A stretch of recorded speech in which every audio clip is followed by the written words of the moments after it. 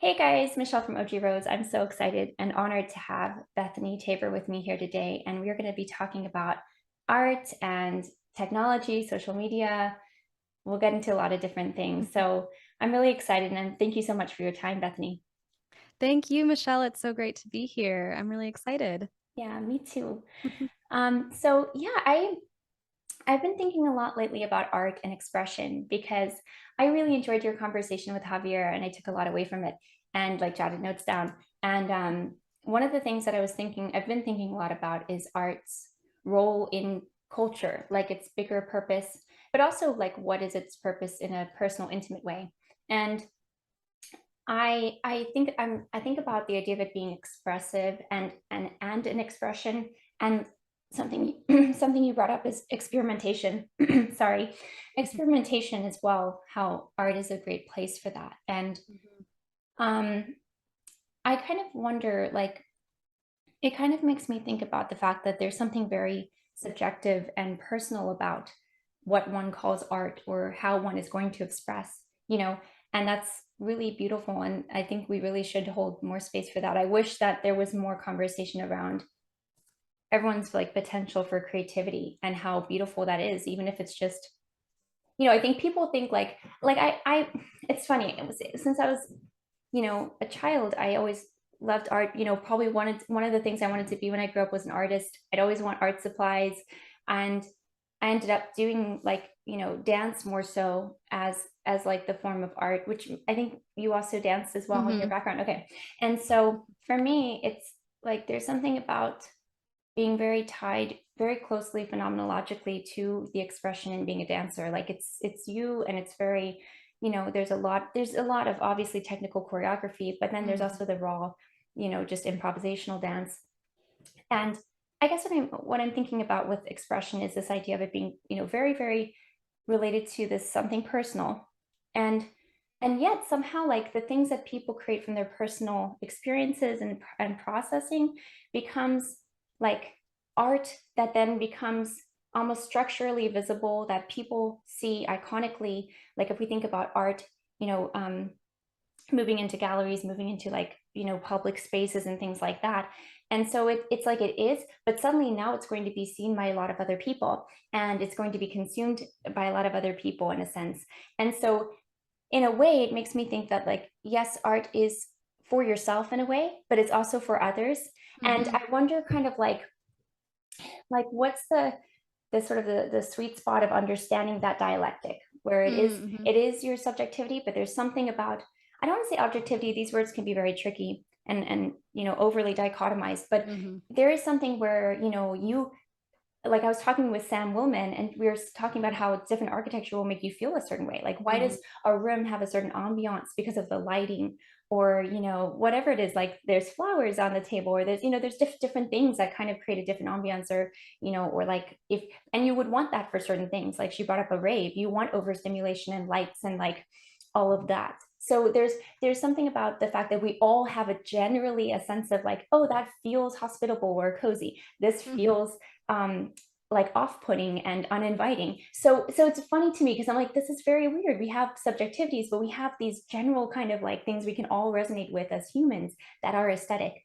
And Mhm. so I don't know. I guess I'm just thinking about that. I really don't have any particular questions or like conclusions on that, but it kind of makes me wonder, like, does the artist have a responsibility to be aware of that Mm. and, and Mm. perhaps be more attentive to that dialectic?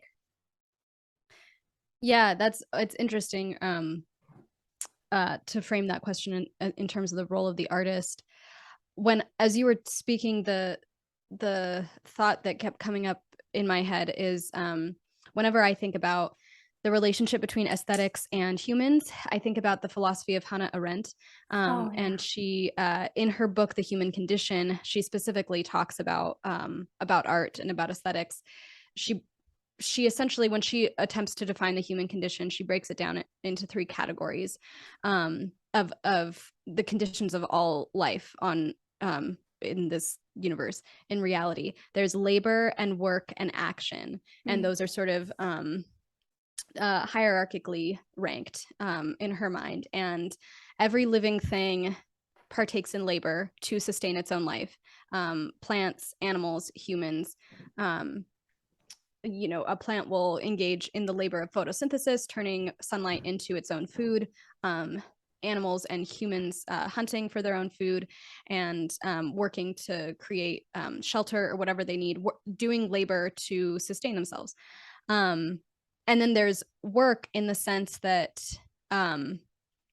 it's the tier above like rudimentary labor, and work is sort of to put it in a non-human context. I think Arendt's example is beavers who build dams for their shelter, and it's not like they are just looking for shelter anywhere they can find it. It's that they engage in the work of actually building, going out and finding the tools. There is a sense of some experimentation in that, figuring out what tools will be durable in a riverbed to create their dams, to create the dam for their shelter. And humans do the same thing, where they're also like looking for and experimenting, creating tools, I guess, is sort of like is the creation of tools is work. And it's not just human to create tools. There's also animals, and birds will create nests, things like that. But then there's action, which Arendt argues is what defines the human condition. Action is making, creating like a public arena and doing things that this is where meaning comes into it, and like consciousness, and doing things for yourself but also for the public, and the sort of awareness of your position as a one being amidst other beings. And of course animals like, this is where it gets sort of tricky. Animals have that too, have that awareness of other things around them, but we know that, or well, we think that animals, and especially Arendt, at the time that she's writing this in the middle of the 20th century, but animals are not doing politics. Like, they're not being political. And that's another key thing for her, is like, she calls action politics. If labor is working to get your food, and work is creating tools, then action is being political, and that is what is human. But what bridges between work and action is art for her. And so she doesn't necessarily say that art is just for humans. I think that there's a subtle implication that there is expressiveness in animals, and which is definitely true. I mean, there are some I think that she's probably thinking about like certain mating rituals, or like, how to, like, because aesthetics bring something to bear on the animal kingdom as well, in terms of like looking for a mate. Like, there's a reliance on aesthetics. But when it comes to humans, it's sort of like the idea of architecture and decoration is like that. Those aesthetics also bring something to bear on the human experience, and it is making use of tools. It is creating tools. She's writing this, and what's so interesting is like her writing the human condition in the middle of the 20th century, sort of before anything like performance art comes onto the scene, so to speak. It does seem as though art is just relegated to the level of action, of work. But now, in this like sort of postmodern time, art is definitely, people would like to argue that art is very political. People make art very political. People ritualize and make performance work to make a statement and to be political and to do things in the public arena. But all of that to say is that I think that art is framed in Hannah Arendt's human condition mindset or framework, is this idea of like, you, a singular being, creating work, creating artwork, is from you and for you, but everybody else is aware of it. Whether you choose to, like, if you choose to keep artwork personal, of course, like it's obviously just for you, but the act of creating things, the impulse, the very human impulse to create things, and people want to, especially people who are inclined to seek art as a career, you know, take apprenticeships, or become designers, become artists. Like you put your subjectivity in this public arena, and there's all sorts of, then you have, it becomes an object. Your subject, the output of your subjectivity becomes an object. To use those terms, which I agree are also tricky. So yeah, I think I think the artist is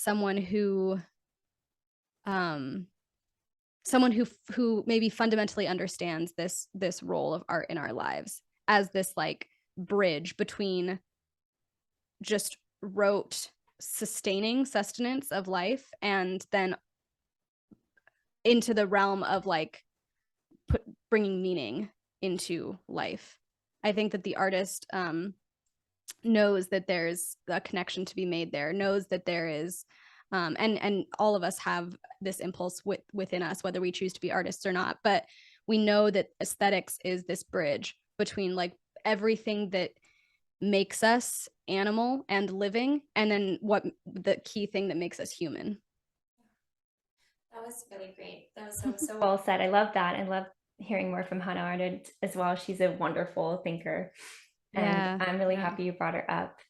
Yeah, that was beautiful, Bethany. I think that you're totally right with this idea of the artist's awareness, and it's kind of interesting because I think that there's something that is creative about, like you're saying, the human condition, the desire to create, to make. And something that I brought up earlier, but I didn't really close the thought, was this idea of like when being a child wanting to be an artist. But it's funny because I've never, I'm gonna put this. I think that whenever we kind of get too kind of like too identified with some sort of like label, or like this is, I think that we end up like, it's in a way we are all making something, like we're making our Mm-hmm. lives, we're choosing like what we do with our day, what is the attitude we're choosing or disposition we're going to try to Mm-hmm. see something from. And so like we're always in this creative act, and I don't want to completely like um invalidate the fact that there are people who their profession is art, their profession is to be an artist, and that's a Mm-hmm. real thing, and that's a wonderful thing because we have all these different wonderful roles. But I think it's important for people to understand their capacity as well, like their creative capacity and their potential as well. um Whenever I've done things that like would maybe make me seem like I'm a poet or I'm an artist, because I've done some performative things, whether Mm-hmm. it's spoken word, or like poetry readings of my own work, singing, dance, all of these things. It's funny how people often, I'm really feel so thankful and honored, and if somebody wants to think of me as like, oh, you're an artist or a poet, I'm like, it always boggles my mind, because I'm just like, oh, like that's so amazing. That's I kind of like, well, I'm Michelle, and that's very humbling to think of doing art that then people witness, and it moves them in some way. It's very, Mm-hmm. very incredible and humbling. But the thing is, I would also hear a lot of people say, like, oh, like I wish I could be so creative, or like I would hear people in the audience, like when my other friends were doing their performances, and Mm-hmm. you just take turns going up on the stage, right? So I'm just this very low key, like coffee house type of performance. Mm-hmm. And so then you'd overhear people being like, oh, like I wish I could be creative or write stuff, and it's just so funny because it's just like I think that it's like a lot of it comes down to just like letting Mm-hmm. yourself do it, like Mm-hmm. don't think about it in terms of being like I'm an artist or I'm a poet, but like allow that expression, like we're saying, this very subjective, very personal, very intimate grappling through your own feelings, questions, and all of that, and then just being willing to share it. But it's Mm-hmm. not like it still takes a lot of vulnerability. It's not like necessarily always like easy to do it. And but Mm-hmm. I think, I guess it's just that I really, when I'd hear people say things like that, I'd always kind of, there was a part of me, honestly, that would feel a little bit sad, because I was just like, oh, like you have that capacity too. Like you do Mm-hmm. have ideas, and you have thoughts, and you have experiences. And I think I guess generally I'm just trying to point out that I think I don't know if it's just like hyper compartmentalization, or like having sort of this idea of like, well, they're like, you can't really give, if you don't have the accolade for it or something, then like you can't possibly be like a creative just because you haven't, Mm-hmm. and it's just like not, that doesn't dismiss or belittle the true hard work that goes into achieving an accolade Mhm. or like being an apprentice or whatever. Those are really necessary things that advance the skill level, like, by a lot. But and by what you learn. But I just think that everyone does have this very beautiful, ability to create, make, share, even just like to share from their own experience or their own story is a powerful thing. And I really always hope that people can remember that about themselves, and like, because it can also be a really powerful tool for dealing with like bigger questions or difficulties. And a lot of times we can, when we're wrestling with something, it's very easy to just sort of like, scroll on social media, or just sort of like, like quiet that with like consuming Netflix. And there's nothing wrong with these things. It's just the fact that like, wow, it's actually, if you turn it around and say like, I'm going to make something out of my pain, or I'm going to make something out of my confusion or my frustration, even with myself, then like you end up, it's incredible, because you do something so powerful for yourself, and you can offer that to other people, even if you're like reluctant to, or self-conscious. If you start to practice it more, you can share, and it does make quite a difference. Just to say like, there's just something so cool about being like, wow, that person shared something from inside of themselves, and they put it out there, like. Mhm. And I don't know, there's just something quite amazing about that. And um, why I think art is really powerful, and why I think that, again, though there's a place for it being compartmentalized in galleries and all of this, Mhm. there's also a way in which we can start to think of it as something over there that's like inaccessible, and erudite, and almost just very, like, you just don't really get it, but you're supposed to kind of appreciate it, what I Yeah. mean? Yeah, and totally. and so it's like, I yeah, so yeah, again, there are people who have a particular calling to be an artist, and that's Mhm. that's really incredible.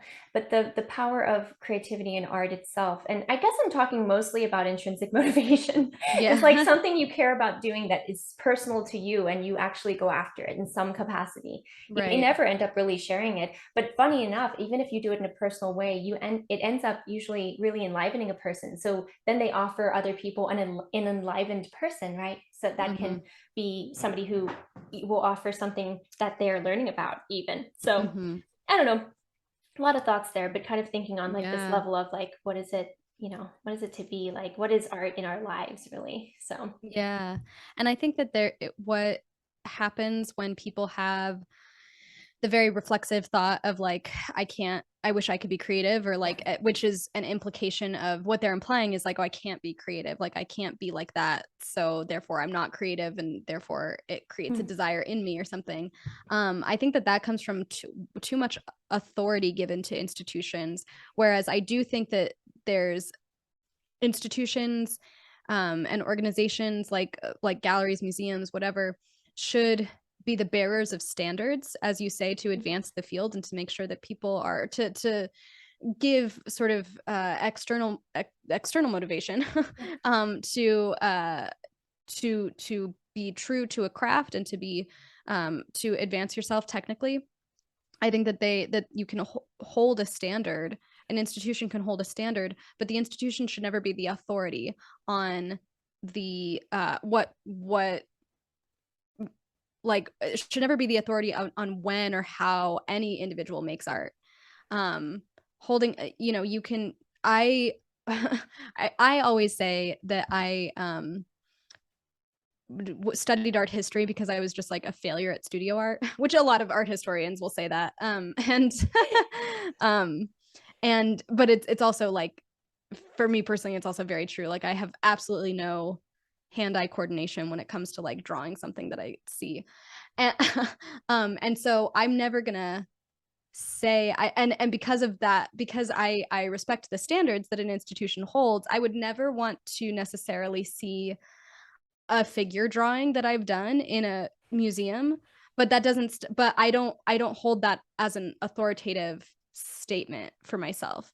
I will still be inclined to draw. I will still be inclined to paint and like take a painting set out to paint a landscape kind of thing because it helps me just therapeutically. And but I also, so it's just a distinction. It's a Yeah. subtle distinction that I don't think people, in such a fast-paced world when we do have to think about other things about like how to when we have to spend time working and to earn a revenue or whatever, like we don't have time to think about these subtle distinctions. And so it's very easy to just like be sitting in a coffee shop hearing people sharing their poetry, and it's very easy to be like, wow, I wish I could do that, instead of just like going through the thought and being like, actually I'm just going to put a few words down, just see how it makes me feel. And so yeah, I think that there's like a tricky relationship between people and institutions. But then I also think about like the role that art and creativity and aesthetics, like any kind of like visual or architectural aesthetics, the role that they played in pre-modern life. And what makes me think about this is I was holding an interview with someone who is a curator here in I'm based in Albuquerque, New Mexico, and she's a curator here in Albuquerque, and she was talking about her interest in art and how her she is Diné from the Navajo area, and she is thinking about like, oh, well, I guess I've always been interested in art because my grandmother was a weaver and I was always surrounded by textiles and fiber arts. And she said, but it's not art because it's part of it is, but it's part of our culture, and it's part of everyday life. And it's this expression that is everyday life, and that is, and she said, but then she's like, lo and behold, when she came to be trained in art history and museum studies practice, she was like, lo and behold, it is art. Like people, it is something that people hold to be worth a lot of value. And I think that's very true of, yeah, just pre-modern practices. Fiber arts and textiles come to mind mostly because that's just how a lot of pre-modern cultures express themselves. But you see it here, I think, to be more specifically place-based, like in New Mexico, you think about like Adobe and how people will there's like this tension of like, well, an Adobe structure is just an Adobe structure. It's just like how we build our shelters and how we practice architecture. But then there are institutions that are like, well, the way that those are sculpted is it's sculpture, and it's like, and it's design, and it's technicality kind of thing. So yeah, there's also that tension too of like, and there's sort of like this between modern, postmodern times and pre-modern times, there's like a very, it's again this institution, the institution's role in sort of separating us from like suddenly weaving is not like a part of domestic home life. It's high art. It's like, it can be highbrow art kind of thing, or vice versa. The institution's role can really mess us up, I think. Yeah, that's such a great point. I'm so happy you brought that up, because it's like, the institution does play a role in shifting our mindset on what is a high art, what is like worthy of being like on a pedestal at like at galleries, like what should be lit up, Yeah. And yeah. We also then in that way kind of see art as like something that isn't quotidian. It's like, it's something that's different, and you go see it once in a while. It's kind of like a luxury thing to kind of go and see. And it's just interesting because this would not have been the way people would have been engaging with what is truly art.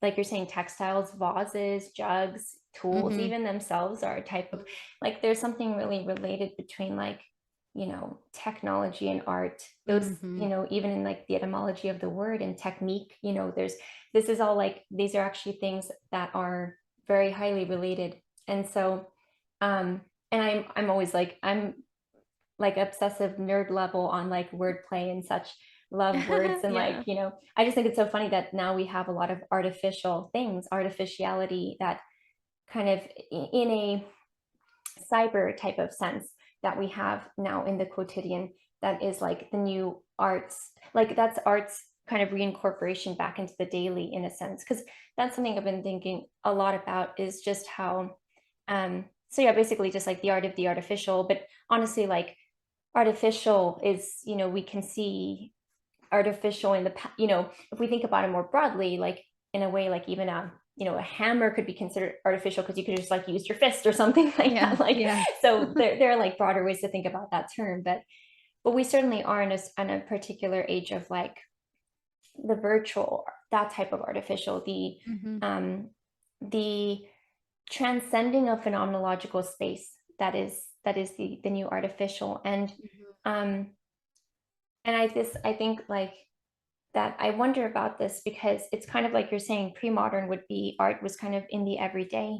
You made things that were functional. You made Mm-hmm. things that looked pretty because you really liked a design, like you liked a Mm-hmm. certain color, you painted it that, or that was your family's color, like that was your Mm-hmm. family's jug that you would use for getting water, and that was that family's or whatever. There Mm-hmm. were reasons for Mm-hmm. these things, but there was, there's always the human desire to sort of like have something, and maybe it's partly function, but it's also sometimes just to look nice or be fun to do. Like, Mm-hmm.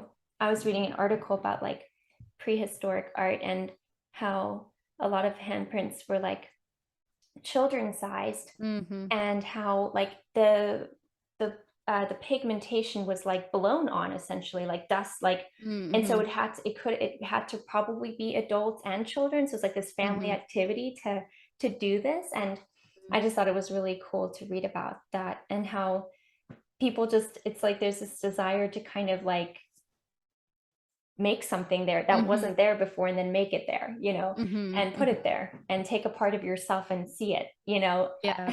kind of apart from yourself, but there it is. And so Yeah. there's some like something really interesting about that, but it used to be, much more part of the everyday life. Mm-hmm. And then we get this kind of like you're saying, the gatekeepers, the institutions who have a very good role in keeping standards for art, right? And the really the grueling like task of like a craftsman who really hones his skill and gets better and better at it. And that's really a really wonderful thing. um Mm-hmm. but there is the gatekeeper in the sense that like now we've got the sense of like what's art, what's not art, what gets to be in the gallery, what doesn't get to be in the gallery, what gets high priced, what doesn't, and all of that. And then it's funny because now like the way that I think art seems to be coming back into, I mean, it was always happening, maybe it's more like exacerbated now, but it's almost like now it's becoming more quotidian um through technologies like Mm-hmm. social media. It's about media, it's about images, it's Mm-hmm. about something aesthetic. you know Mm-hmm. Yeah.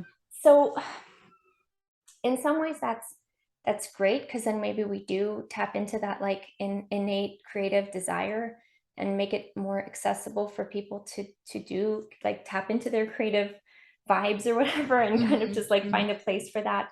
And hopefully that's something that's, when you end up like having a project that's creative, one of the things that's beneficial about that is you don't end up like making people your projects and micromanaging other people's lives, or Yeah. like, or Yeah. seeing yourself as like a complete, whatever, like a failure, because you realize, oh wait, I can do something, I can make something, even if I've made a mistake, I can make something out of this, I can learn from it and maybe even offer something. So yeah, I don't know, like there's some good things about it, I guess that's what I'm highlighting, but there's also some, I don't know, like there could be the drawbacks is that it can kind of ramp up our consumption without Mm-hmm. creating, so I don't know, these are some thoughts, Mm-hmm. and Yeah. I wonder what you think. Yeah, I do have a lot of thoughts about this because it Yay. it, it also like seems because it seems like it gives a lot of people anxiety of just like, Mhm. of course it gives me anxiety to like constantly have this glut of stuff to look at and and consume. And and you sort of have that on top of like also having Da Vinci's that you can just like that exist in the world right now. And it feels it's overwhelming to have, it's a sensory overload to have both of those things coexisting. um but and of course there's, I don't really have anything like big to say on this, but just as an aside, like there's the whole like bastardization of terms like curated and like this is a Tell me curated more. experience. Like it's just like this idea of like incorporating like what was like a curator to curate something is like is to be the spokesman of that institution, and to be the standard bearer, and to say, and to also be the interpreter, and to say like, this, we know that the Mona Lisa is significant because of X, Y, and Z, and that's why it's such a highly valued piece. And that's like the work of a curator. And now with just media everywhere, it's just sort of like anybody who's like putting together a gift bag like is like suddenly a curator or whatever. And like, I don't mean that insultingly. It's just sort of like, it's, that's just the what contribute. I don't think that people give enough thought to that is like actually what's giving people anxiety, is like suddenly this topsy-turvy way of looking at the world. But in any case, what I was going to say about and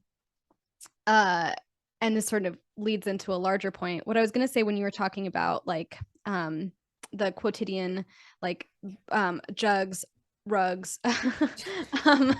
Mugs. No, yeah, all of the all of these sort of utilitarian functional objects that were a part of people's pre-modern lives, like what there was a lot of just like experimentation with tools. Like, it's like, okay, we have these tools, we have these vessels to carry water, we have these blankets to keep us warm, kind of thing. And then there's this sense of like experimentation that becomes like, how do we communicate with these things? And that's exactly what you're talking about when like a family has a certain color or there's a certain coat of arms.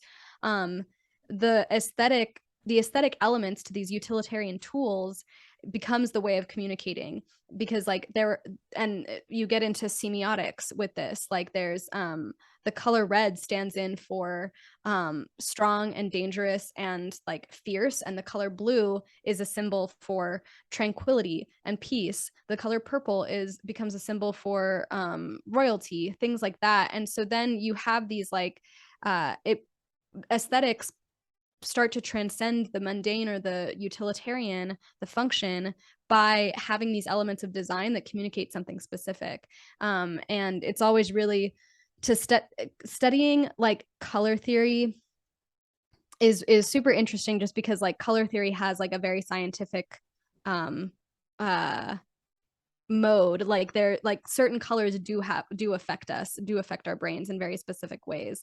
But then you add on the very like the very human level of like spirituality and symbolism and semiotics to that, and then you realize like, oh, people have ascribed certain things to certain colors for millennia. It's amazing. I highly recommend reading about tarot just for color theory purposes, because there's so much, especially in early European tarot coming out of France and Italy, like the color symbolism is amazing. But anyway, the point is, you can also see that like if you study Native American blankets and weaving traditions, like certain colors have certain meanings and things like that. And so you have this sort of like, you have the meaning becoming attached to the decisions, the aesthetic decisions that people are making when they are doing the sort of creating functional quotidian objects.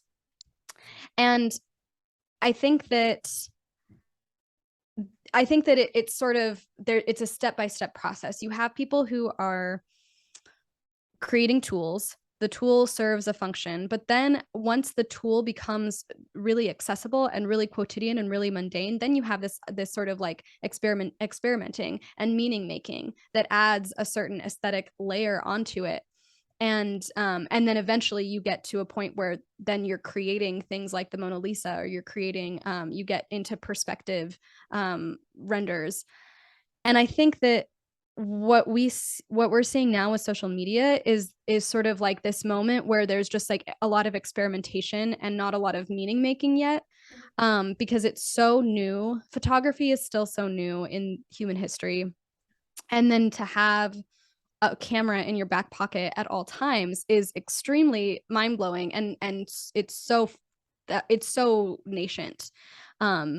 And not to even speak about things like virtual reality and CGI, things like that, but just like having these new tools that are so quotidian now invites us to just like experiment and just like make any kind of decision that we want to make. And I think that that's what social media is sort of enabling, is like you can make photographs at any time, any place, and you can like sort of do weird experimentation with whatever you want kind of thing. And so I think that we're just like in this middle part, and that's maybe what contributes to the anxiety a little bit, is like there's so much being done, there's so much being made, because it's just like we're just so, as humans, we're just so thrilled to have a camera always accessible to us, and these new sorts of like video editing tools and like having the internet being there and stuff like that. It's just like this I don't think that human history has, in the course of human history, I don't think that we as a society or species have figured out what meaning we want to attach to certain things. Like who knows, like 1,000 years from now,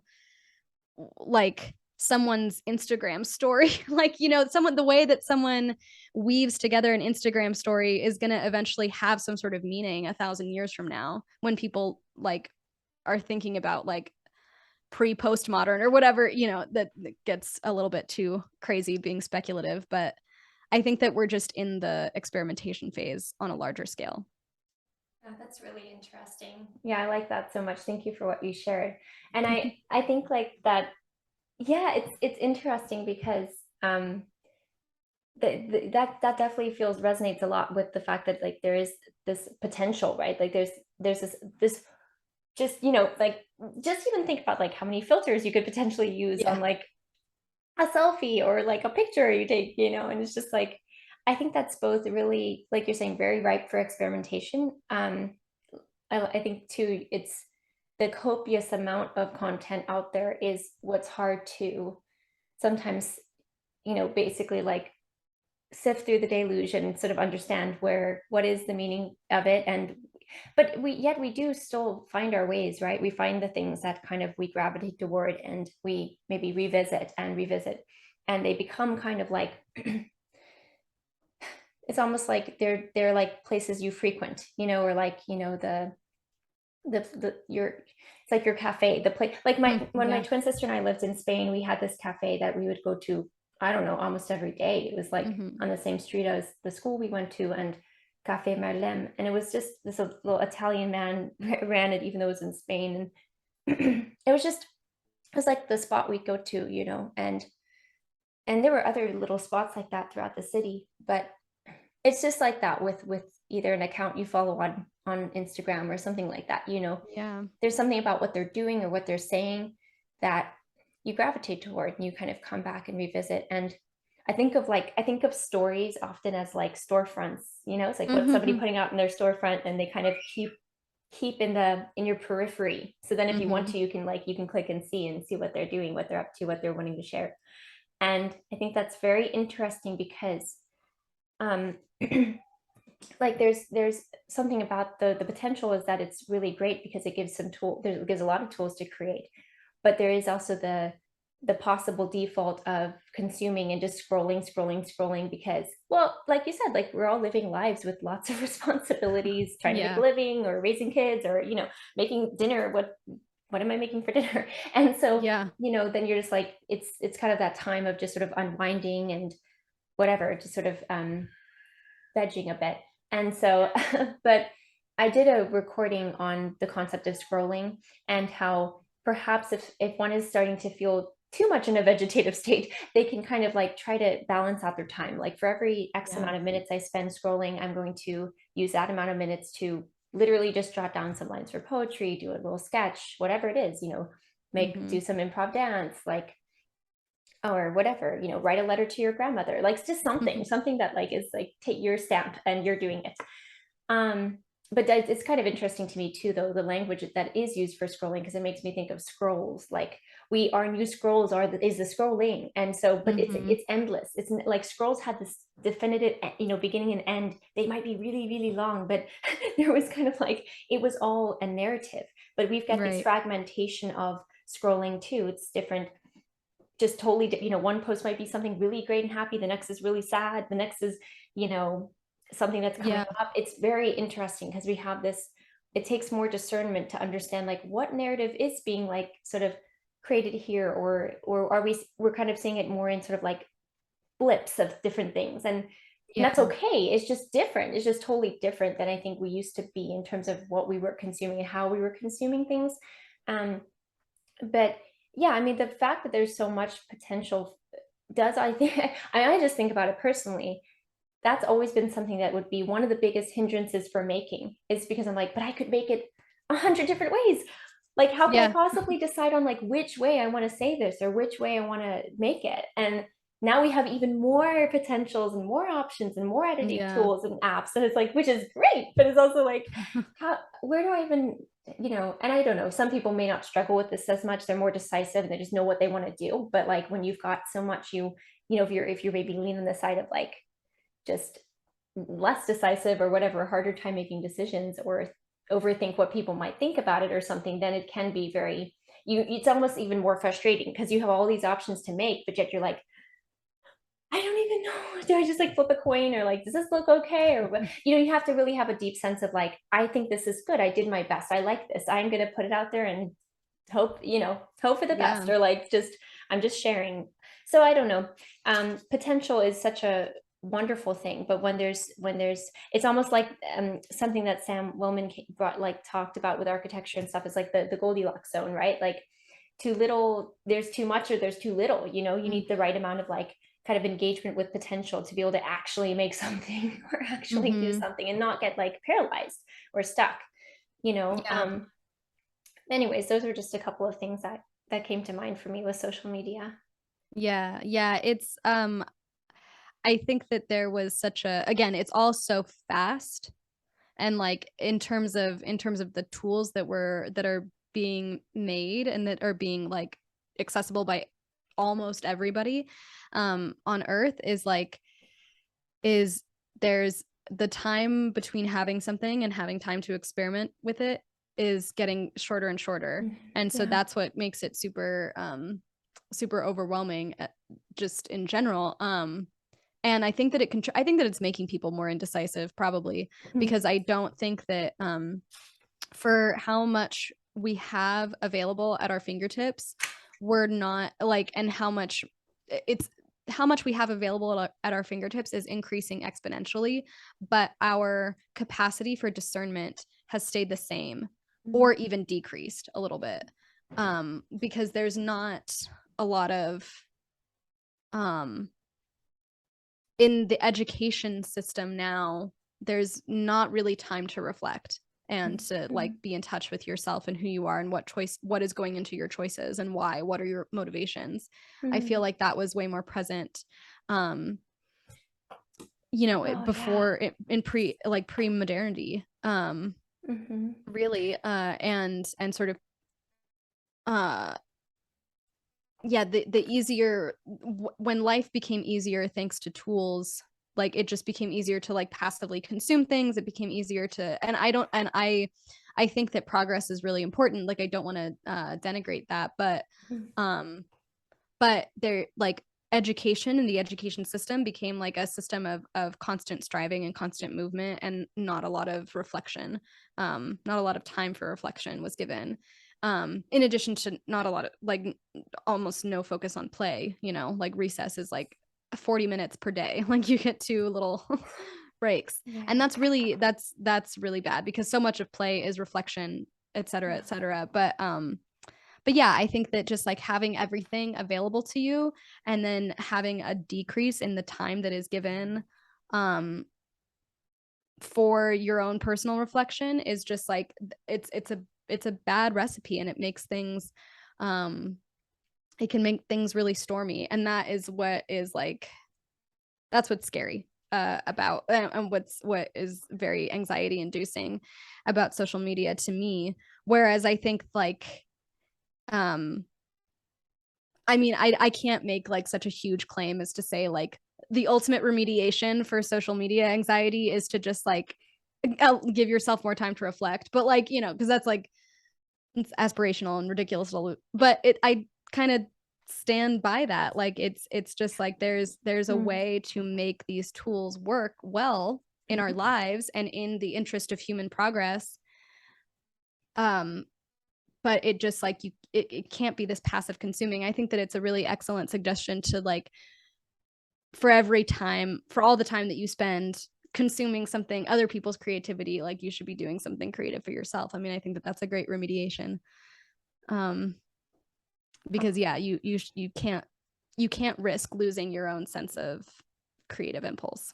Yeah, no, thank you. I'm glad you like that. I just like, yeah, one day I was just like, I need to talk this out and think about it more, because the other thing too is that like there's such an impulse to, when we have that human, that feeling of like needing, wanting something, that kind of, that desire to sort of like, just, I don't know, it's a type of hunger. um and obviously I think it ultimately points to something bigger, like a spiritual hunger. But there's a way in which we kind of look for that, like we look for something to solve that and feed that and resolve that in consuming, right? We do other Mm-hmm. acts of consuming for that type of a hunger. And we um I think the reason why we are more apt to do it with social media or other things that we receive on the internet is because it does present itself as infinite. Yeah. And so if there's this kind of spiritual, metaphysical, almost uh, very large, infinite type of capacity or hunger, we kind of will go to what seems to be, at least have the potential or possibility to meet that need or whatever, or fulfill it, right? But the thing is that it ends up, because we honestly like can do we sometimes are still finding ourselves isolated in that. Mm-hmm. And we're not engaging our full creative capacity. Like if we could use it as a means, like you're saying, I think it can be an incredibly helpful tool and a really beautiful, wonderful, inspiring tool. But it it's funny because like, it ends up using us, right, instead of us using it. And Mm-hmm. so it's kind of like, it can be very good. But we can, like you're saying, I think that's such a beautiful and really important point, that we can start to like lose a sense of who we are. Like, what are we able to make? What can we do? What are we doing? And I think that's why, like, it never will like end up satisfying. It's like, what do you expect? Like, are you going to scroll and just find the answer? Like, just like, it's so silly, but yet somehow we actually start to do that in the way we kind of are towards social media, like, and Mm-hmm. towards kind of consuming it, like as if somehow like the thing we're looking for is there somehow, some sort Yeah. of like approval, affection, whatever it is, you're desiring, or something like that, like sense of purpose, or like, yeah, I think it's, I mean, ultimately too, like connection, right? i think Mm-hmm. i think that I think we are made for connection. And so it's a great place, like it is social media, there's a social aspect of it, and it does allow for connection, and I think that's really, really wonderful. um but it's funny because you are connecting with real humans, and that's one of the best parts about it. Like, that's one of my favorite things about social media, is that you get to meet people like yourself, or like, I mean, I know we didn't meet exclusively through like social media, but there have been people I've met through it, or at Mm-hmm. least connected further with through it, and it's been, it's such a gift. And so I think if you can remember that, that's if you can deepen connection in that way through it, that's a great way to use it as a positive tool. And then also for me, like obviously with the things that Daniel and I do, there's like this overarching goal of like the projects, right? So if you utilize it toward a project, or toward something that you are making in like your everyday life, in the real life, concrete world, where you're, whether it's pen on paper, or like typing out something on a Word doc or whatever, Yeah. or that, like it's kind of always toward that. So it's like Mm-hmm. the relationships, and then the projects that are ongoing, are what help. I think for me personally, I would say that's what's helped social media be very beneficial. Like, it's a Yeah. really great tool in that way. But I Yeah. think if I was like, honestly, Bethany, if I was like 16 and I didn't have a great sense of like these things that are like these relationships that are, you know, really, that really do like inspire me as well, and like really make me think, and really make me, kind of go back to like these questions and considerations, and like hearing new perspectives, that aspect. And then the project aspect, like if I don't know, it's like, like you mentioned the word scary, but it is like, I think a lot about teenagers, like I think a lot about like younger people and their engagement with social media, and there's not necessarily that telos or that directionality for it.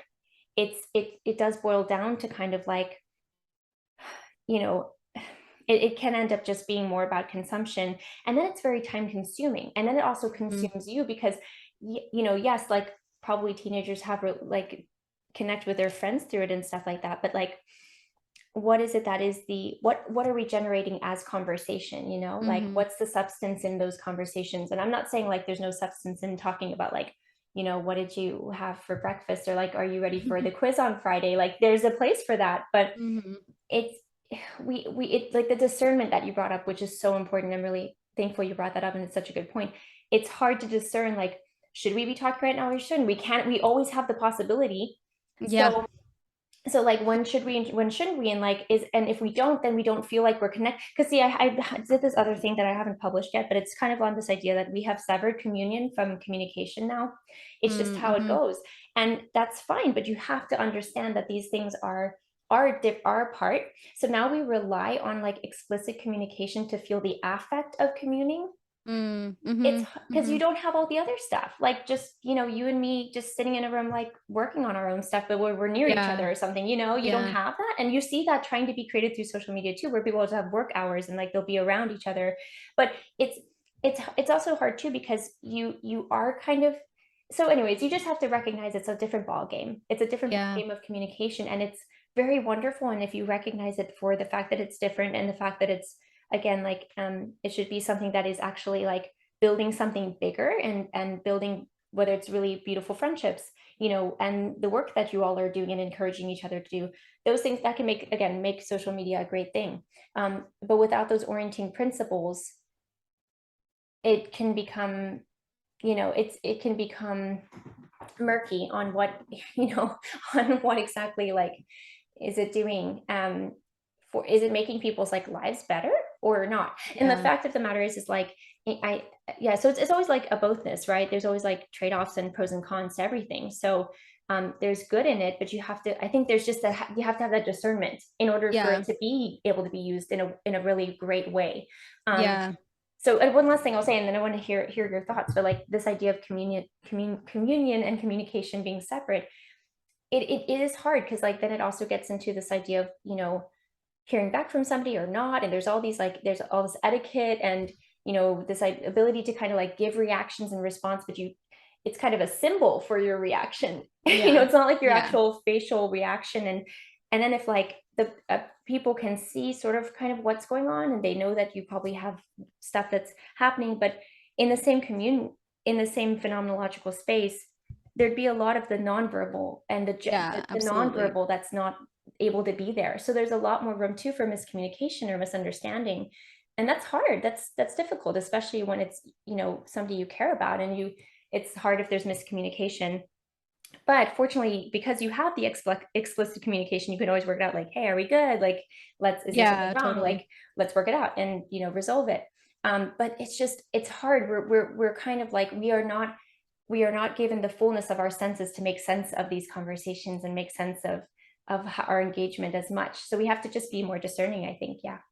Yeah. It's quite, and I don't think that there's ever been such um well, it's weird, like people have to use their own personal judgment Yeah. so much more, because as you said, Mm. it's like the possibility is really endless, and you technically always have access to any of your, if you have someone's phone number, you have constant access to them. You could be texting them for 24 hours a day, and technically you have that access, and and they have that access to you, and so it's up to either party to decide, do I want to, like, how am I gonna give my time, like, am I gonna give all of my time to this person, or is it or like how do I judge how I want to spend my time, kind of thing, with Yeah. communication. And I think that, like, people in some sense, like, people pre all of this,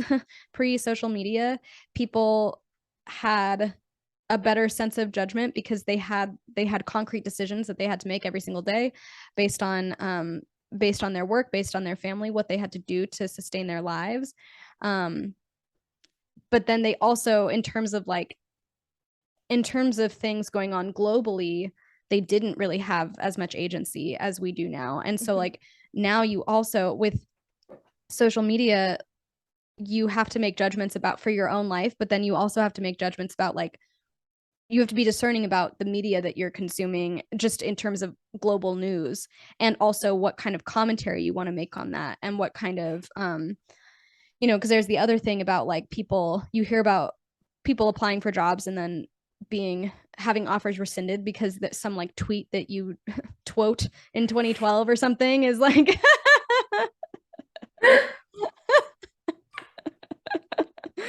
um I would love to like just create a whole linguistic framework for things like I love that quote. So good. I love that. I'm writing that down.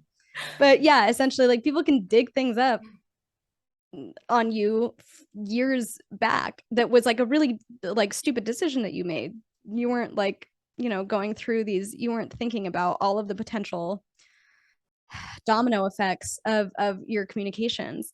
And so it's just like there's a lot of like oscillating agency and autonomy that we have had throughout human history, and now it seems like it's just a new classification of autonomy and agency, and like you have to be really mindful. It's the same thing about like being on social media, and it always feels, I have such a, my relationship to things like Instagram and Twitter and like TikTok, even like my relationship fluctuates between with those platforms based on whether or not I'm like putting content onto them, or based on whether I'm just like mindlessly scrolling.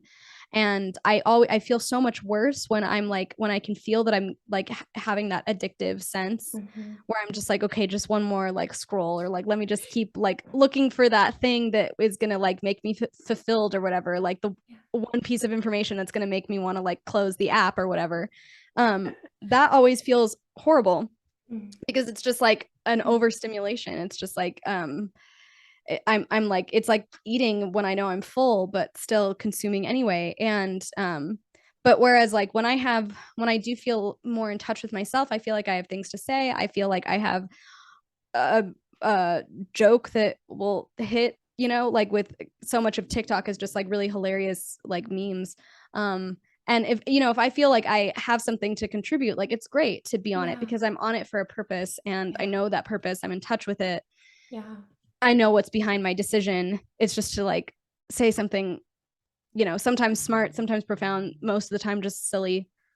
And and that's what feels really, really great. And so it's just like this that sort of like fluctuating relationship is sort of echoed throughout all of human history. Like we just have a shifting relationship between how we judge our decisions, and sort of what factors are present to what the factors that bring something to bear on our decisions.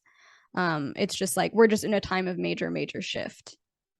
Yeah, no, that's so good. I can totally relate to that too. Like I always feel really thankful and excited to be able to share this little tidbits of what I'm making or whatever. And it always feels like, yay, like this is a chance to just sort of, again, like I think there's a lot of like, to me, something that I try to practice more because it is hard and it's not always easy to do, but it's like to be vulnerable, like to just to be like, this is this is me, this is, and I think like, and to not apologize for that, and so yeah, I feel the same way, like the ability to share something or make something or create something on the space itself always feels like, I'm so glad I did that. That was great. I really feel happy about that, Yeah. And so, and I don't know, maybe I just need to talk to more teenagers these days. Like, how is social media going for you? I don't know. Like, I'm curious because I'm just genuinely curious. Like, I guess though, even whether you're a teenager or you're older or you're, like a grandparent age, these things like the pitfalls of it and the perks of it are always there. Like, no matter what age you are, you just might be at a different place of like practicing discernment or not, or have more experience with certain things or not. But I mean, it's always the pitfalls and perks are always there no matter what. So yeah, it's just like to be able to have I think the reflection like you're talking about is so important to understand, you know, again, like what is your purpose behind it? And when you understand that and you understand your purpose at large too, then you have a much better way of engaging with it in a really wonderful way, in a very powerful way, you know, and in a great way. Um, and I think like kind of thinking too back to this idea of like, you know, it's funny because it almost makes me feel like we are, I don't know how to put this, we are kind of going, I don't know if it's going back or I don't know what it is, but like there's a way in which sharing and exchanging images of whatever it is we're sharing, it's, I mean, it's not merely images, but like the idea of like just being able to make content and have a place to build it there, like you kind of incrementally add to it and you build something over time. It is funny to think, like you're saying, like in thousands of years people look back and that could be like a potential case study, or like, you know, in an exhibition of like, this is what somebody created, and you know, it's really it is quite interesting.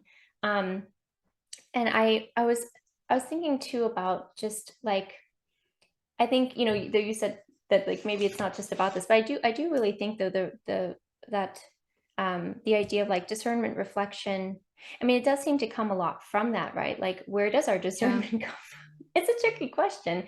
And you know, it's funny because even when, I don't know, I think it's getting a bit more like this idea of being able to make discernments of the virtual and reality, and like uh Javier and I were talking about this from like the perspective of Buddhism, or different, you know, different religious ways of engaging with the world, or ways of thinking about ourselves and reality. And there are many different things we can learn. It's really great. And just this idea of like how we we may have a harder time being able to discern the virtual from reality, because almost like we are, I don't know if it's like psychosomatic or what it is, but like psychologically or something, where we're just kind of so much bent on it being as if it's here or something, that, and Yeah. it feels very much like it's here. So our brain will just kind of like forgive all the stuff that makes it not phenomenologically present, and just sort of say, yes, it is existent, it is here, it is real, it is, and it is like, it's not like it's not Mhm. real, but it's just that it's not it's not phenomenologically the same, Mhm. but Mhm. psychologically it does the same thing, or it does a Mhm. very similar thing. And the virtual versus, you know, like just something you can pick up in your room right now, you know. Mhm. Mhm. um so I guess I'm just like thinking about this with, like, I guess I'm thinking too, you know, you have a lot more experience in like the art land, like in museums and curation and all of that. And Mhm. like, do you think that, I don't know, is it, and like the institutions that make these great like places that people can come to and learn from, but like, do you think there's a risk right now for the institutions being the Mm. gatekeepers, because there are so many people who basically just by like, I don't want to say it's not merely popular vote or something like that, but just because people can get to it, the access is there for them themselves. They don't, like, they can just go to it themselves and experience it without having to, I don't know, I would say like, you can always I mean, you could go to a gallery and experience that, nobody's going to keep you from doing that. Mhm. I mean, more Yeah. so the idea of like being able to say, this is art, or this is Right. good, or this is the worthy of being consumed, or this is like, this is making an impact, or whatever. Yeah. It's like much more people to people, I think. Yeah. Yeah. So I don't know, like, what do you feel as though, I don't know, do you sense in that world, in that community, that there's like a risk for the institutions, Mhm. or I don't know, like, what do I you think? think I think that there well, I think that that moment happened for institutions. Like Hmm. the big threat to institutions happened sort of like with Dadaism and like in the Hmm. 1920s. What was going on with artists, where they were just saying, they were taking up that human agency and just saying like, we're gonna say We that this is art. decide. Yeah, Yeah, yeah, yeah. yeah. And so I think that and then it happened again with performance art, when you have like people going wanting to reacting against commodification and reacting against like a mindless consumption. sort of, and saying like, actually, no, we're not going to create work that is being sold for millions of dollars. Like, we're going to create work that cannot be commodified. We're going to create work with our bodies, and something that is ephemeral, something that is a live event that only ever exists in this one moment, and then it's done. And so you can't put a price tag on this. And so I think that that threat has happened. And but then what happens in response to that is that institutions are constantly adapting. They are highly, highly adaptable. And and a good example of that is the Museum of Modern Art, which is like so crazy because they so here they are, they have a media and performance art department. and and it was founded in like 2009, I think, maybe a few years earlier than that. But I should know that I like interned for them years ago. but but they are all about preserving media, preserving time-based media, preserving performance work. And they're about like perpetuating the history of performance, and which on the one hand is really great because we do need to be documenting these phenomenon, and we should be, and documenting history is extremely important. Preservation of history is extremely important. But at the same time, what are they doing to that art form that was specifically anti-institution, specifically anti-collection? And you have this one there, I keep thinking about this because this happened, or I found out about this while I was interning there at MoMA, and it just like ripped my brain apart, and I can't think about it for too long. But there was an artist in the 60s. His name is Taisheng She, and he was a master performance artist. He was amazing. He created great work. He had pieces that would last, endurance pieces that would last for about a year at a time. And one of them, and it was just like, it was true ephemerality. Like, he would do this exercise, he would do these endurance performances for an entire year, and then it would be done. And one of them is it's like cell piece, I think is what it's called. And he sat in a cell doing absolutely nothing for 365 days for an entire year. He ate the same meal for like morning, noon, and night. Ate the same meal. He just had a bed and a sink, and he was just like in there. It was an endurance thing, and it was specifically to be like, this is what I'm creating, and it's not going to last beyond me. It's my time. It was time-based media. He has other pieces like that, where like another one that is even more, it's called Timepiece, and it's even more meditation on time, where he would clock in at a time and like get a card time stamped twice a day, every single day for a year. And he was doing whatever he wanted with the rest of his day, but he had to like be at this specific place where he would like stamp a timesheet. He had another one where he was tied with a rope to another person, another performance artist, Linda. Oh, I can't remember her last name at the moment, but they were tied together for an entire year. Anyway, the whole thing is like, this is our artwork. It is not commodifiable, but it is of value. The value is the time that we have put into it. MoMA has a single photograph from Cell Piece, Taisheng She sitting inside of a cell, and it's priced at $1 million. That's the valuation. That's the monetary value. And so it's and so it's just like, how like the institution is ever adapting, because it's just sort of like, yeah, it is important for MoMA to document and perpetuate that history, and to have that documentation. And it is extremely valuable to be able to have a photograph of Taisheng She, but then they monetized it.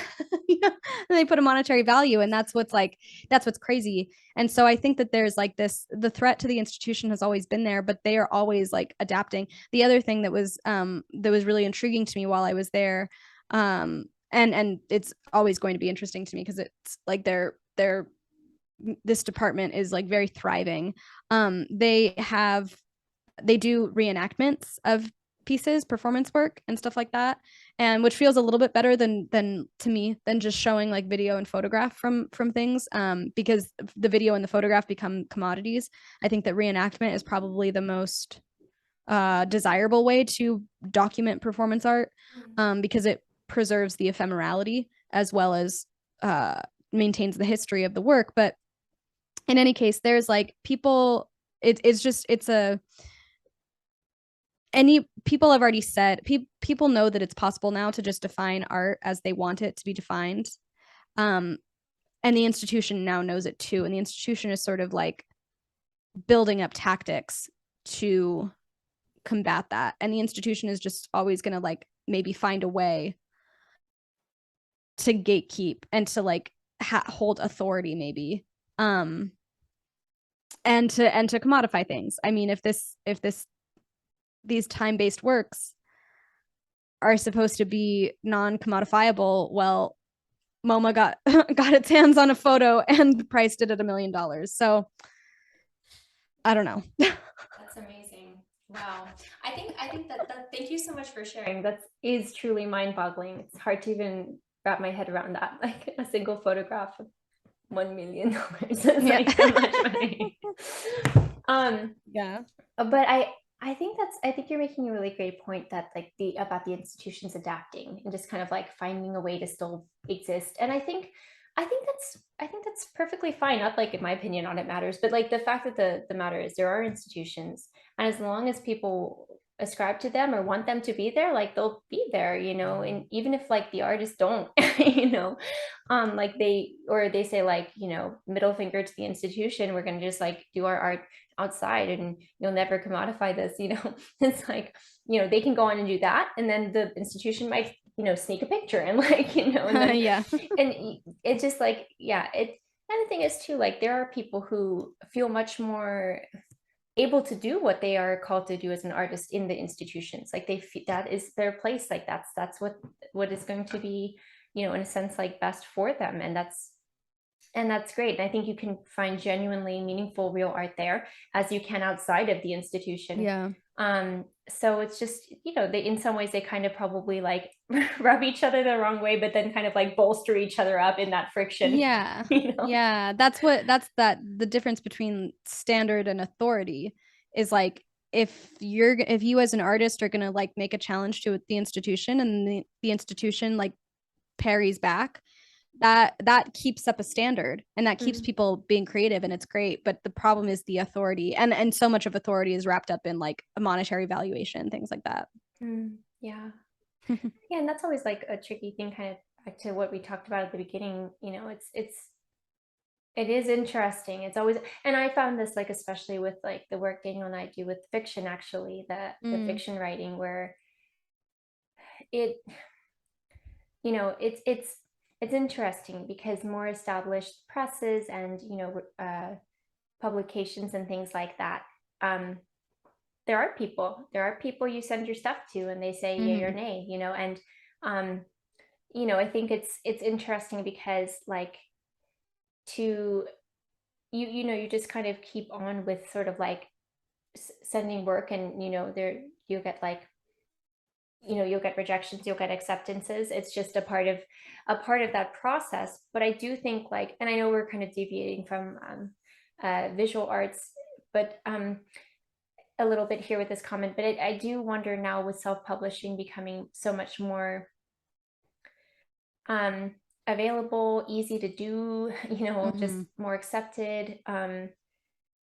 Like in some way, I don't know, there's pros and cons to both. Like the nice thing about the institutions and the people who did all that stuff for you is like you just wrote your stuff and they would just be your agent and or whatever, they would get your things out there, and you know, they'd actually do the physical printing and all of that. And now like I don't know, in some ways it's like, yes, they were the gatekeepers, but they also did some stuff for you as an artist. Yeah.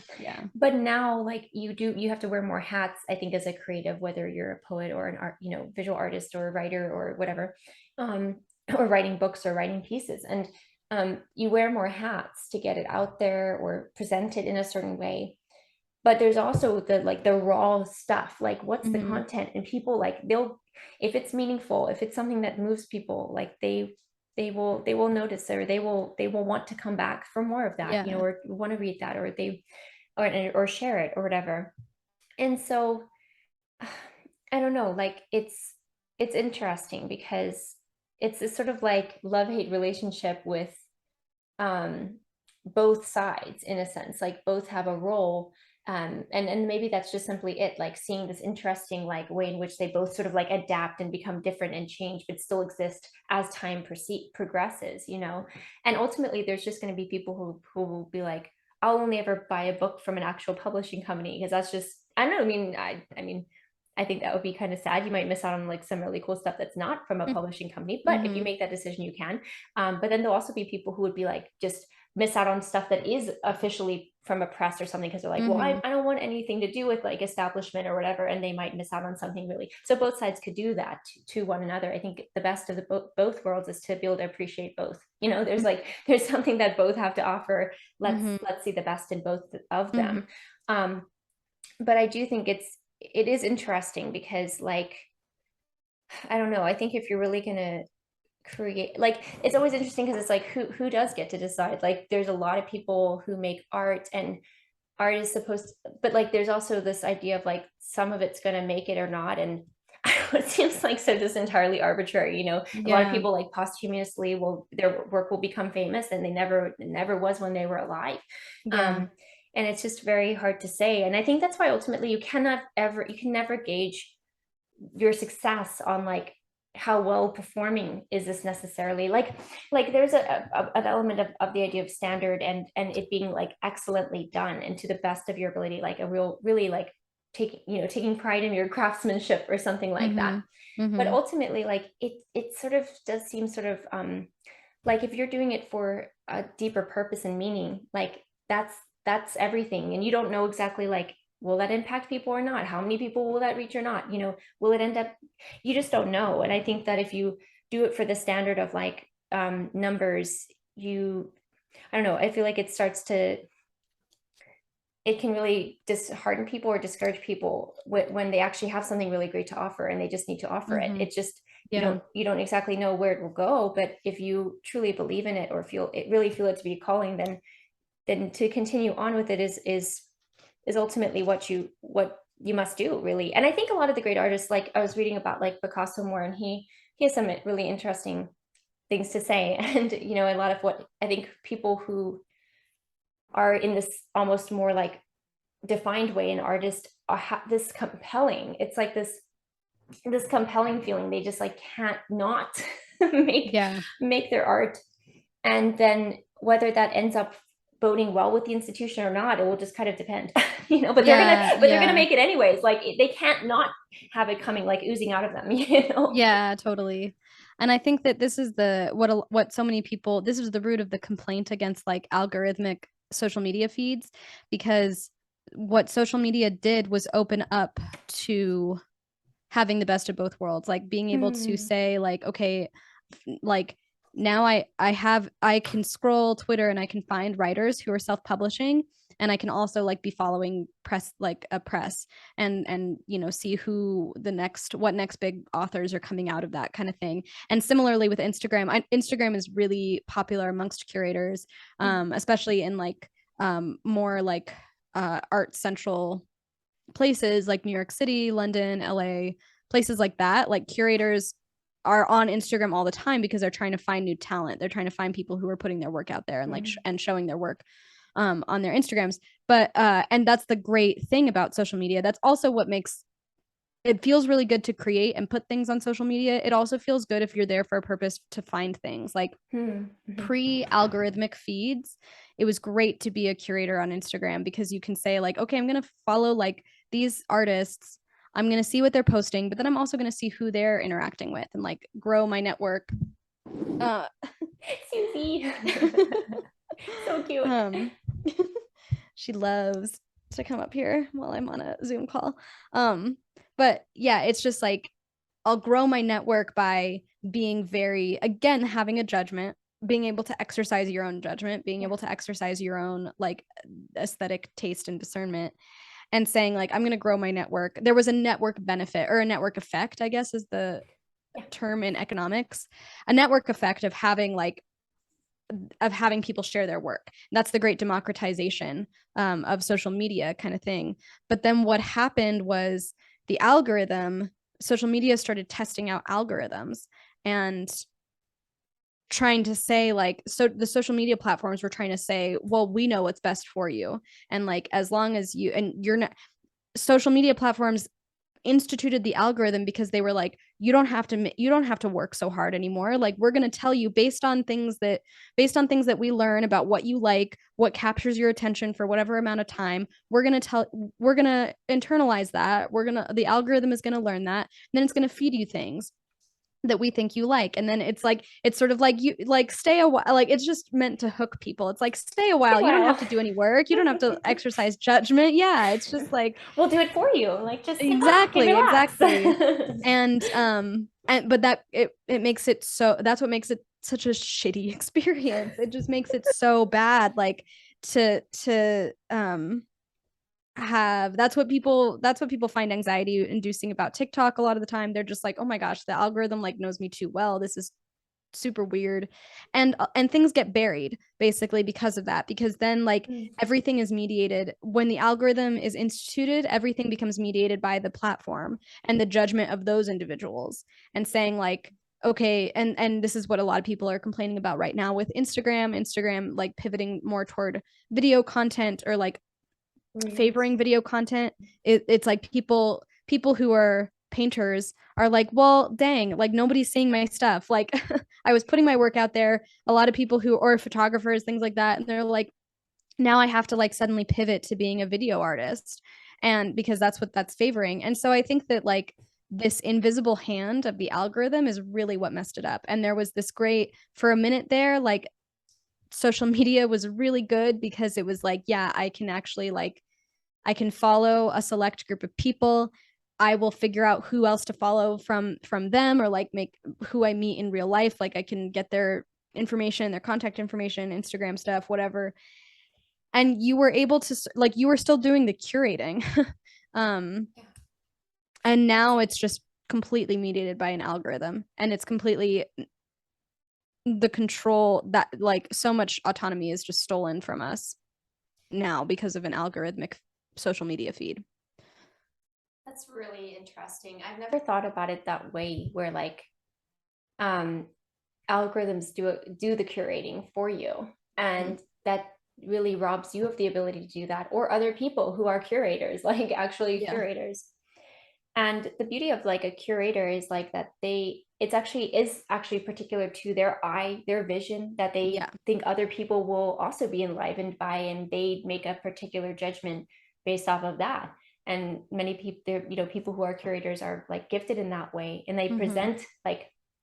they present an assortment or a collection of things that are just like, wow, this really goes so well together, or it's just like Yeah. completely tapping into a particular theme or a feeling or emotion or whatever it is. So or good, wonderful, like display of that certain genre of or time period of art or something like that.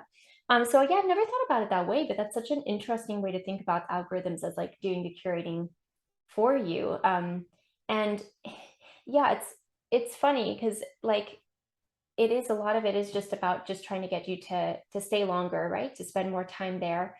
And um it kind of makes me go back to this idea of like what I brought up about, not, do we have the discernment between virtual objects and like real, phenomenological objects in our spaces. I think that the fact that they are gearing more towards video is makes it like there's a desire to be as lifelike as possible, right? Life is like in motion. Life is usually, you just like look up, down, like if you're in a coffee shop, you look over, people are moving, talking, whatever. And so I think I'm that's interesting because like it's almost like this convincing your mind that it is real life because it's moving, it's Mm-hmm. alive, it's there. Mm-hmm. And Mm-hmm. so I think that's probably, I mean, that's just my very basic gut level thought of like why they're trying to do gearing towards more video stuff. Um, I don't know, like just because it captures more attention, it's more lifelike, it's vivid, doesn't feel as stagnant or still. It's Mm-hmm. yeah, in motion. But Yeah. that can also like, throw off more of the discernment of like, oh right, like I'm watching people, but I'm not watching people. I'm not really Yeah. there, Yeah. but I'm seeing it. So yeah, it I don't know. To me, I'm like, I wonder if that could just potentially like skew discernment only for further, you know. Yeah, well, I think what's happening too is like an interesting phenomenon happened in, like, I guess she came out in 2018. So there was like there's it's this this virtual influencers Mm, is like a thing, which came out after like CGI video, virtual characterization, like virtual sculpting and virtual animation of mm, characters, that was a means to an end for like CGI and video games. But then virtual influencers became a thing where like CGI animators and virtual animators could create a virtual person, and like put them on Instagram and just like have like a blog. Like they would have like an Instagram blog kind of thing. The first virtual influencer, maybe she wasn't the first, but she was the first one to really blow up. She has like several million followers, is Lil Michaela. And she's mm, on Instagram, and she and yeah, it's really crazy. It's this brand that like runs her Instagram and writes her captions and things like that. And she is like, and she's fully an influencer. She gets fashion brands will send her clothes, animated clothes that like her that the CGI artist behind her can like have her wear. And then people can, you know, ostensibly like order the actual real life thing. But what's happening is like the designer of that brand, and this is like sort of speculative. I mean, I don't know for sure if this exact process has played out, but like if you think about it, like that brand doesn't have to like make a huge, like they can sort of make clothes based on the demand that they see from people liking Michaela, like a virtual influencer's mm, post. mm, So like if a certain brand is trying to put out a new collection of like leisure wear, they're going to make it in the virtual world first. They're going to animate it first, have Lil Michaela wear it, and then see what the demand is like based on her audience, based on the people who follow her. And then from there they can decide like, okay, actually like the white hoodie is performing better than the green one. And so then they'll, yeah. Um but so that's the function of virtual influencers, and it's a really crazy world. And now I have to shamelessly plug a project that I was a part of, that I collaborated on, and it was a virtual influencer named Sylvia, and it was created by a dear friend of mine, Zeev Schneider. And Sylvia was a virtual influencer who had a pretty she amassed like maybe like 3,500 followers on Instagram. But the thing about Sylvia is that she aged rapidly over the course of 5 months. It was July 2020 to November 2020. Her character was aging about 50 years. She started in July at age 30, and then by November she was 80, and she passed away.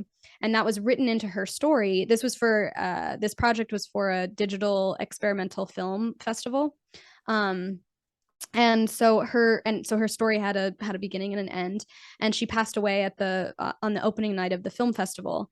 And the part that was exhibited was her memorial service, which I facilitated, and it was a virtual memorial service. It was also during 2020, so like everything was, and this film festival was virtual. um and the main reason why Zeev wrote her death into her as a virtual influencer is because so much of the all of the virtual influencers ever up until Sylvia were frozen in time. They were Lil mm, Michaela is like perpetually 23, I think. They're frozen in time. They never age. They just stay the same age. And Zeev wanted to design life into a virtual influencer, because it was sort mm. of like, why would you want to Wow. take life away from some, like, just because you can, kind of thing. Mm, Or it's so artificial, and none of the human experience is written into these virtual influencers, even though it's supposed to be like, oh, she's so lifelike. Like that's the other thing too for these CGI artists and the character artists. It's like we want to make them, these virtual beings, as lifelike as possible, wow. but they take away, you know, the The- one true like element of life. And so yeah, it was really crazy. We had our character artist for Sylvia was like so extremely talented, because you know, every week she would age her, and it was crazy. Yeah, so I think that Wow. it's just this, like, the thing with virtual reality and everything being virtual is, like, again, it's the newness of the tool that's making it really overwhelming for people. Like, people are not stopping to think, to, like, be reflective on, okay, I want to create this thing that is so lifelike, that is virtual, but, like, I'm forgetting, like, what elements of life are actually in this. And, you know, Lil Michaela exists to sell clothes. Like, she exists to be, like, a brand ambassador and an influencer kind of thing. So, like, she has a different aim. But we have to be thinking about these kinds of things when we're thinking about virtual reality, and how much of real life we're committing to, like, including or excluding. Yeah, wow, that was so interesting. First of all, I never heard of virtual influencers, so that was really mind-boggling. It makes me think of your piece from Substack, Bethany, where you talked about like how there's a lot more that is artificial that we don't realize, like that there's like you were talking about specifically about like AI generated art, and stuff like that, Mm-hmm. and how Mm-hmm. it can kind of feel like, but it's like, well, this has actually been happening. You might just not have realized it because it can Yeah, take such a yeah, pass for reality that it's just indistinguishable, yeah. basically. So yeah, I really appreciated that piece. I hope everyone goes to your Substack and reads more Oh, there. My thanks. shameless plug for your Substack. But Appreciate it. of course, yeah. I always learn a lot from what you write, and I'm thankful for it.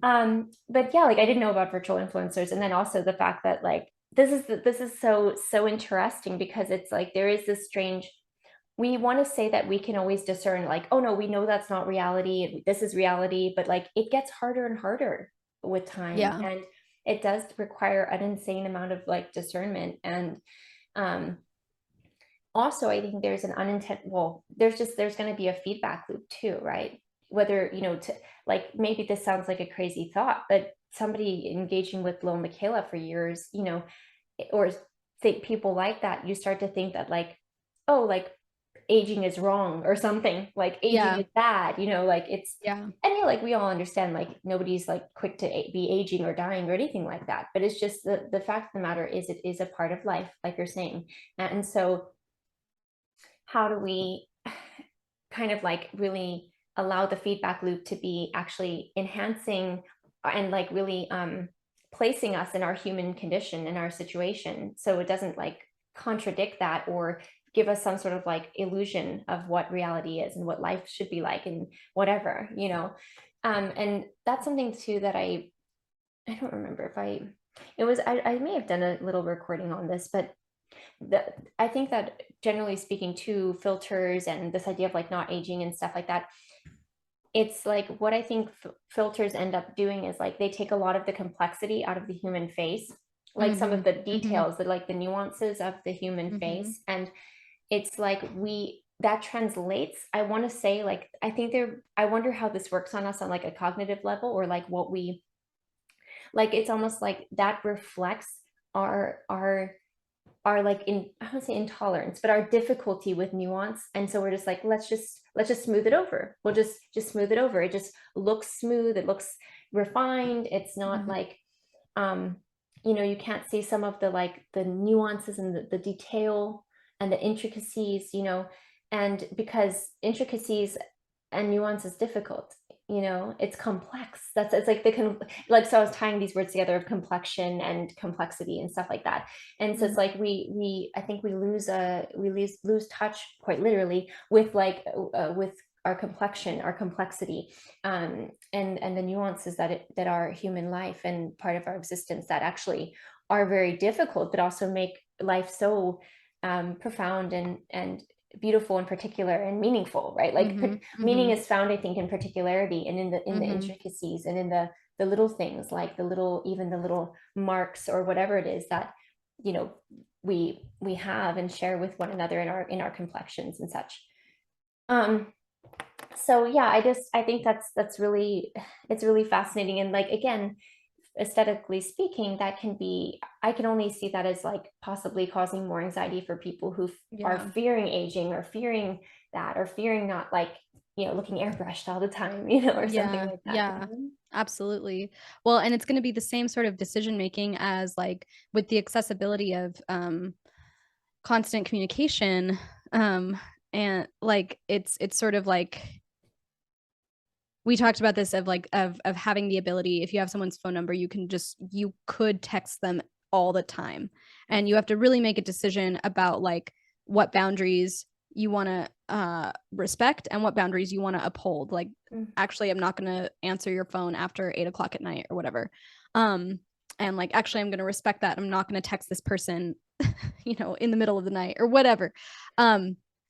But with a virtual reality being more and more interwoven with our lives, and having these possibilities, having a constant access to filters, you have to you, the possibility for you to avoid ever going outside, and was exacerbated enormously by the pandemic shutdowns, is like you have the potential to never leave your home and to always interact with the world virtually with these filters on. And you have that possibility is opened up to you. And so people who do have anxiety about these things, about the nuances of their face, how their appearance is in the world to other people, they can choose to avoid that. It's completely possible for them to avoid ever having to deal with the nuance and the complexity of their own appearance and the complexity of being outside in the world.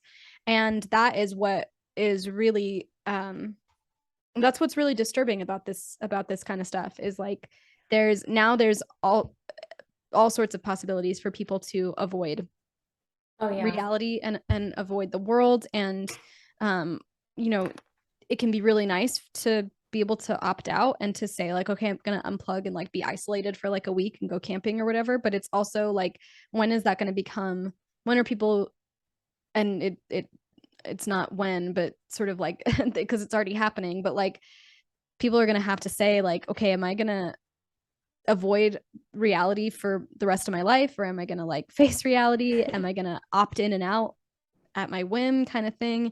There's just so many more decisions opening up to us, and not enough time given to refining our judgment. Yeah, no, absolutely. I totally agree. And yeah, it's yeah, it is scary. It is important to acknowledge what is kind of going on. And like you're saying, so many more decisions, so less equipping or training in terms of discernment, or sources for where, how, for that discernment.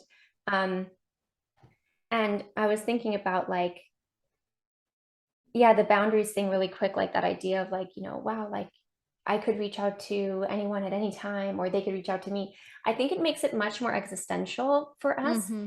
because whenever you have to make a choice, it's existential, right? Like you have to kind of make a choice, and it's, other people will that choice people will see or feel in some way, right? Yeah.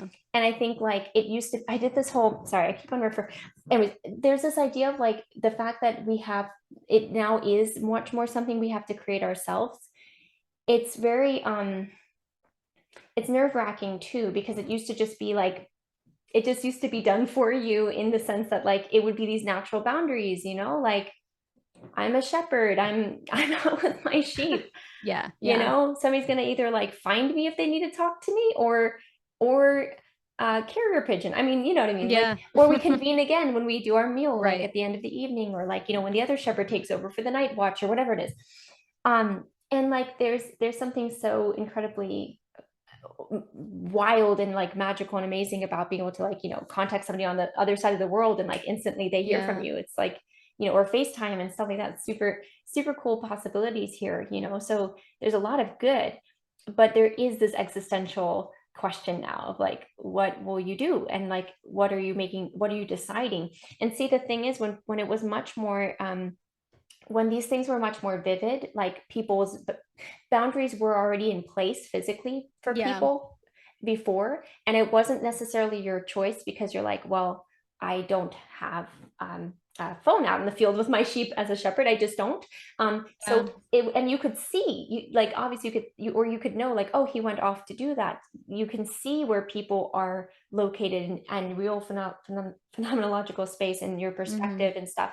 And so, like, I guess what I mean to say is that it takes a lot, I feel like too, it takes a lot more discernment and also trust, like in having to trust people. Like, I guess what I mean to say is, like, if you don't hear from somebody, to just like to trust that there's a reason and it's okay, and you'll hear from them when you hear from them. And um I just think, like, it's kind of I used to feel this a bit with, like, because I didn't really have a cell phone until like college, I think, Hmm. late Hmm. college. And it was T9 word, like, it wasn't a smartphone.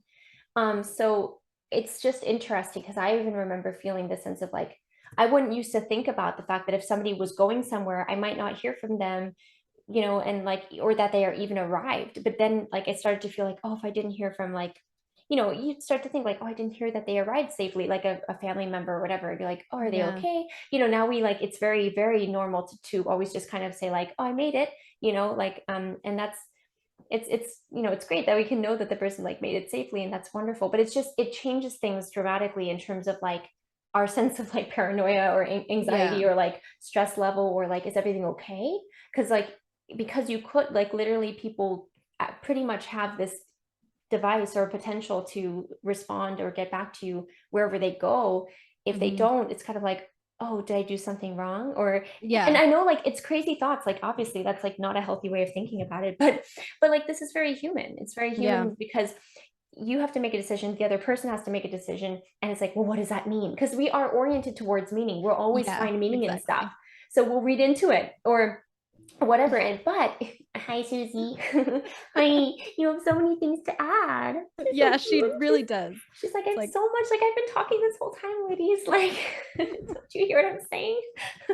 I can give you the real inside scoop on not having social media. yeah, yeah, exactly. She has a But, lot of like, wisdom. yeah, definitely, definitely.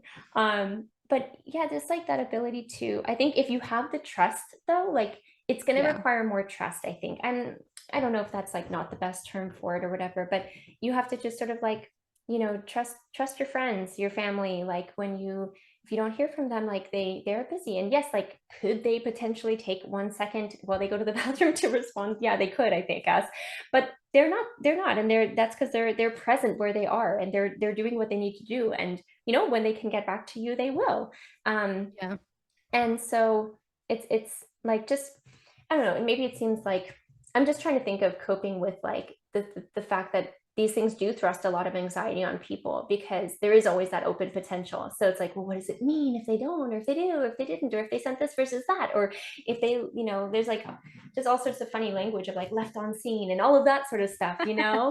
Like, and Yeah. does that mean something, or is everything okay? And because we don't have the phenomenological cues of, like, yeah, we're good, like, I'm just in a meeting right now, like, Yeah. you don't know. And so that's where the trust and the discernment has to come up, and just being able to be, like, confident in, honestly, being confident in yourself, to be like, it's Yeah. okay, like, and yeah, like, I really, yeah, we can, in our human relations, we enjoy being able to communicate, because it is a way to feel like you have some type of a communion with that person, friend or family member, whoever.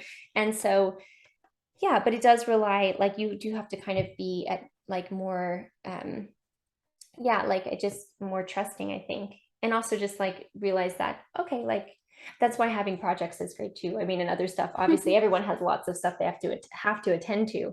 But this is why I think I do think about it in terms of teens, though, and teenagers, younger people, because they Hmm. aren't quite yet there with the responsibilities and the constant demands that often you Yeah. have as an adult or mother, or just at your career or job or whatever. So they are just kind of like, here's this time, Yeah. and It's totally like, true. and they might be bored, to be honest. And it's like, then you can get into, like, the kind of fixation on, like, Yeah. responding and how many likes did I get, and, like, did anyone like this or not, and everyone Yeah. can feel that, even and you just have to be like, that's obviously silly to put myself in metrics. But I don't know, I think it's hard. I would imagine it's harder for people in that stage of life. Yeah. I bet that's a good point. I bet it is because yeah, you don't have other things to distract yourself with, really. You are just sort of, and you're also learning about yourself, and so then if you have all these external factors that you take as judgments on yourself, like Yeah. it's yeah, the weight is quite a lot. The Yeah. it's really heavy. Yeah, absolutely. Oh, I could talk with you for a long time more on these topics. I And like, know, me too. I really want to get more into like the things you've studied too, with like death and art and like documentation and all of that. Like that would be really great. So we'll definitely have to do another conversation, Bethany. But I Yeah, really yeah, enjoyed the things we got into today. This is like me one of my favorite too. topics. So thank you so much Me for too. sharing your ideas and your thoughts. Yeah, thank you, Michelle. This was really, really great. I really appreciate it. And I appreciate your time. It was so generous of you. Oh, I love it. I love it. If like literally these types of conversations, they feel like approximately 5 minutes, and yet they're like 2 hours. I'm I just like, know, I what? know. I'm like, we just sat down and started talking. I don't understand. Like, what is I know. time? And yeah, yeah, feeling like it could go on forever. Yeah. I know, because I'm just like, oh, there's still more stuff we could like keep talking about. Break So open. yeah, Yeah. right, right. Well, that's why we'll have to do another conversation. If you'd be up for it, I'd love that. So we'll definitely Yeah, do for that again sure. soon. And thank you so much for your time today. And yeah, again, Bethany's great. Go check out her Substack. What's the name of your Substack? It's actually from Hannah Arendt. It's a play on Hannah. It's called A Life of a Mind, A Life of a Mind. like her Excellent. book, The Life of the Mind. Yes, yes, yes. That's wonderful. Yeah. That's awesome. Well, I'm really glad, yeah, she came up today as well. Lots of great ideas. And I love the way you synthesized it too into our conversation. So thank you. Yeah, thank you so Yeah, much. thanks, Bethany. We'll talk again soon. Have a great Yeah, evening or afternoon. we'll talk again. Yeah. Yeah, You we'll do. too. Have a good Yeah. night.